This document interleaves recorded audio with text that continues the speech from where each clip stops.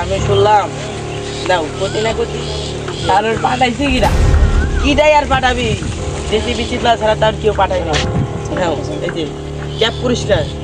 আরে স্যার কোনটা দিন আপনি মাথাটা এই এই আরেকটা কথা হচ্ছে কালকে যে একটা লাশ পাইলাম, ঠিক আছে ওই লাশটাকে ভিডিওতে পাঠাই দিতেন। স্যার পাঠাতে তো হয়েছিল কিন্তু লাশের শালুকে ফোন ছিল বললো স্যার আপনারা ভিডিওতে আসুন। মানে ওই ভিডিওতে যাইতে বলছিল। হ্যাঁ। তাহলে চলো।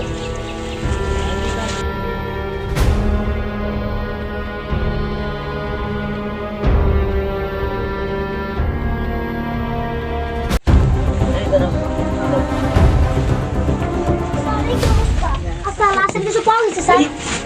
শালুকে স্যার কি খবর? এই এনে বল ডিসিবি তোর কাছে করে টাকা নিয়ে বিরুদ্ধে দিয়ে আরো বড় ভাই করবো। দালি ভাই দিই আমি একটু চেক শাহরুখে লাশের কি কোনো কিছু জানা গিয়েছে? লাশের নাম কি জিজ্ঞেস করি দাঁড়ান। লাস্ট তোমার নাম কি? সিয়াম। আচ্ছা মানে কিভাবে কি মারা গিয়েছে কোনো ঠিক পাওয়া গেছে? তোর একটি বিচি নাই।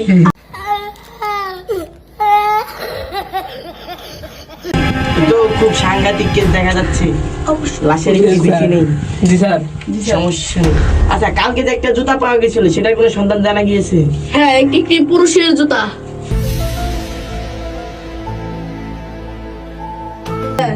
আচ্ছা জুতা সমস্যা নেছো নেই। জুতা? এই জুতা কোথায়? জুতা জুতা কি ধোয়াইছো? জি স্যার। জুতা নিয়ে আসো। যাও জুতা নিয়ে আসো। 1 hour later.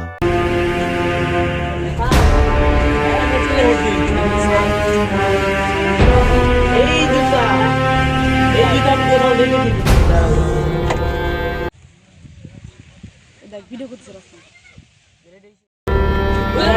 মনে পড়েছে।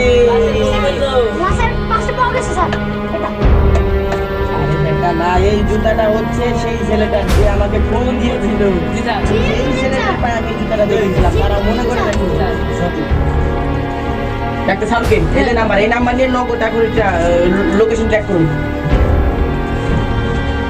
এতে বেরোবার তোরা নিজন পাক খেতে রয়েছে। এটা বললেন কেন্দ্র ফকিরের বটতলা নির্জন এক পাট খেতে বসে আছে। পাশে এলাকা। লোকেশন কোথায় দেখাচ্ছে? শিওর এই পাট খেতে? এই বল